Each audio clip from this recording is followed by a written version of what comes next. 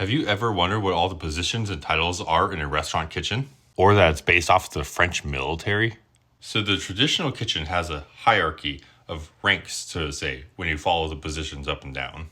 And when we look at corporate chain restaurants, especially in America, it's pretty easy to follow. Typically you have a kitchen manager, an assistant manager, line cooks, and prep/dishwashers. Now within those jobs like line cook and prep cook, there are usually stations. So a line cook might have saute, fry, appetizer, broiler, and a prep might have hot and cold prep. But for the most part, those are the rank systems. And when you look at a station like saute or broiler, those cooks probably make more money than like the pantry or the appetizer cook would, because the ingredients on their station are a higher cost of goods. So they're going to get paid more to mess up that food less. Now, when you leave corporate and you go work for either a fine dining establishment or a mom and pop, there are different positions in those positions.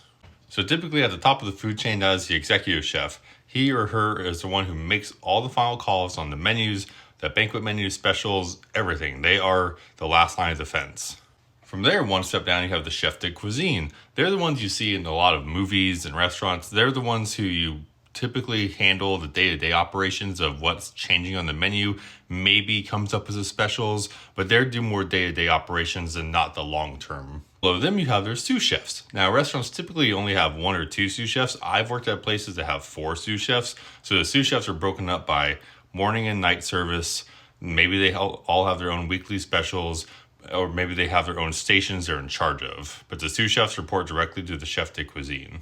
And then as sous chefs, you have the chef de partie, it's essentially a line cook, which are still broken up. In other restaurants, you might have like a saucier, a fish, a meat station.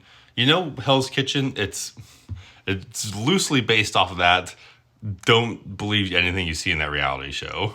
And below them, you have the commies, which are typically prep. Those can range anywhere from slicing potatoes and doing dishes for the entire shift to actual prep stations like vegetables or garde-manger or pantry. Garde-manger, by the way, is cold food prep. So anything like that falls on the commies below them. And if you ever want to get your feet wet in the kitchen, I highly encourage you to start from the bottom of the totem pole and work your way up. Don't go into a kitchen with an ego expecting to be a sous chef right out of culinary school. Work your way up as a line cook or a prep cook, earn the title, and you're going to be appreciated so much more in the industry.